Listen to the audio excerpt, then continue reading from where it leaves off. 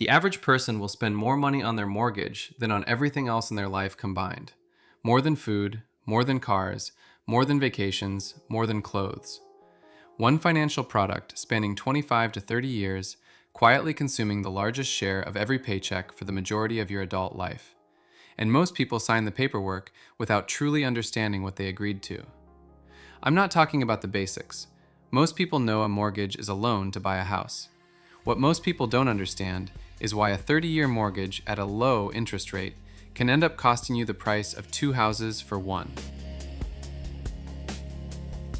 Let me start with what a mortgage actually is at its core, stripped of all the jargon. You want to buy a house. The house costs $400,000. You don't have $400,000. Almost nobody does. So you go to a bank and say, "Can I borrow this money and I'll pay you back over the next 30 years?" The bank says, "Sure, but here's the deal. You're going to pay me back the $400,000 plus a fee for the privilege of borrowing it. That fee is interest. And I'm going to hold on to the house as collateral, meaning if you stop paying, I take the house back." Think of a mortgage like renting money, the way you'd rent a car.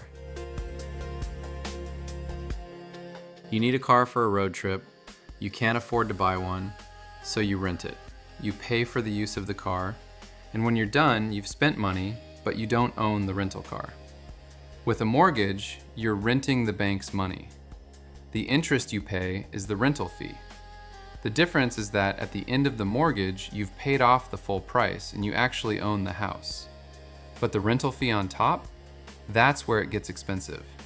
On a $400,000 mortgage at 6% interest over 30 years, you'll pay back roughly $864,000. The house cost $400,000. You paid an extra $464,000 just for the privilege of borrowing the money. That's more than the house itself. You essentially bought 2 houses and the bank kept one. Most people hear their interest rate and think 6% doesn't sound that bad. And 6% on 1 year borrowing wouldn't be that bad. The problem is that 6% is compounding over 30 years on a massive amount of money, and the way the payments are structured makes it even worse than the raw number suggests. Let me show you what I mean, because this is the part that banks aren't exactly rushing to explain. When you make your monthly mortgage payment, you probably assume a reasonable chunk of that money goes toward paying down the actual loan. It doesn't, not for a long time. Think of your mortgage payment like a pie that gets sliced differently every single month.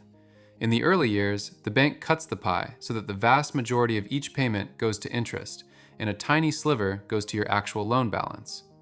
On a $400,000 loan at 6%, your monthly payment is about $2,400. In your very first month, roughly $2,000 of that goes straight to interest, and only $400 actually reduces what you owe. You paid $2,400 and your balance dropped by $400. This is called amortization, and the analogy that makes it click is a swimming pool. Imagine you owe a swimming pool full of water, and your job is to empty it. Every month you show up with a bucket, but before you can start bailing water out, the bank turns a hose on and fills the pool back up a little. In the early years, the hose is running almost as fast as you're bailing. You're working hard, making payments every month, and the water level barely moves. It feels like you're getting nowhere, because you mostly are. This is by design. Banks front-load the interest because it guarantees they get paid first. If you sell the house or refinance 5 years in, the bank has already collected the most profitable portion of the loan. You've been paying for 5 years, and your balance has barely budged. The bank wins either way. Quick favor before the next part, because this next section explains down payments and equity in a way that I think makes the whole picture fall into place. If this has been useful, hit the like button. It genuinely makes a difference for a channel this size. Back to it. Let me talk about the down payment, because it plays a bigger role than most people realize. The down payment is the money you put up front before the bank covers the rest. Typically 5 to 20% of the house price. On a $400,000 house, that's $20,000 to $80,000 out of your pocket before you've moved a single box. Think of the down payment as a trust deposit in a business partnership. You and the bank are going into business together to own this house. The bank is putting up most of the capital, but it needs to know you have skin in the game. If you contributed nothing and walked away on day one, the bank would be stuck holding a house it didn't want to buy. The bigger your down payment, the less you need to borrow, which means less interest over the life of the loan. On that same $400,000 house, putting 20% down versus 5% down saves you roughly $120,000 in total interest over 30 years. That's a number worth sitting with. The money you scrape together before buying the house saves you 3 times that amount over the next 3 decades. If your down payment is less than 20%, most lenders also require something called mortgage insurance. This is the part that makes people's blood boil once they understand it. Mortgage insurance doesn't protect you, it protects the bank. You're paying a monthly premium to insure the bank against the risk that you stop paying. You're literally buying the bank an insurance policy on yourself with your own money. Which brings me to equity, and this is the part of homeownership that actually builds wealth if you're patient enough. Equity is the portion of the house you actually own. Think of equity like a progress bar in a video game. When you first buy the house with a 10% down payment, your progress bar is at 10%. The bank owns the other 90%. Every mortgage payment inches the bar forward. After 15 years, maybe you're at 40%. After 30 years, the bar hits 100 and the house is fully yours. But the progress bar can also move without you doing anything. And this is the part that either makes homeownership a wealth builder or a trap. If the house increases in value, your equity increases, even though your loan balance stays the same. You bought for $400,000, you owe $360,000, the house is now worth $500,000. Your equity jumped from $40,000 to $140,000 without you paying an extra cent. The market gave you money for free. But it works the other way too. If the house drops in value below what you owe, you're what's called underwater.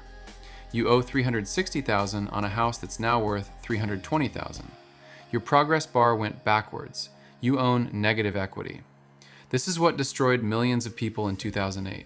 They bought houses with tiny down payments, house prices crashed, and suddenly they owed more than the house was worth, with no way out except walking away and letting the bank take the house back.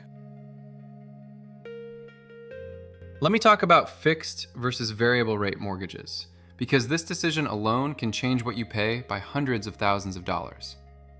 A fixed rate mortgage locks your interest rate for the entire loan. Whatever rate you signed at, that's your rate for 30 years. Payments never change. Think of a fixed rate like buying a bus pass for the year. You paid one price in January, and it doesn't matter if gas prices triple in July. Your cost is locked. You might overpay some months compared to the going rate, but you'll never be surprised. A variable rate mortgage starts with a lower rate that adjusts periodically based on the broader economy. When rates are low, your payment drops. When rates rise, your payment rises. Think of a variable rate like paying for each bus ride individually. Right now the fare is cheap and you're saving money compared to the annual pass. But if bus prices spike next month, you're paying whatever the new fare is with no protection. And you're locked into riding this bus for 25 to 30 years. Variable rates can save you money in certain conditions, but they're a gamble. In 2020 and 2021, people with variable rates were paying almost nothing.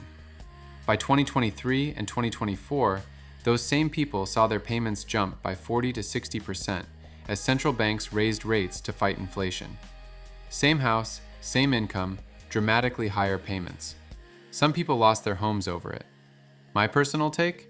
For most people, the fixed rate is worth the slightly higher starting cost. Your down payment is a trust deposit that proves you have skin in the game, and the bigger it is, the less you pay overall. If this helped mortgages click for you, do me 2 quick favors. Hit the like button and subscribe so you catch the next one. I'm deciding between 2 topics for the next video, and I want you to pick. Drop A or B in the comments, and whichever gets more votes, I'll make first. Thanks for watching.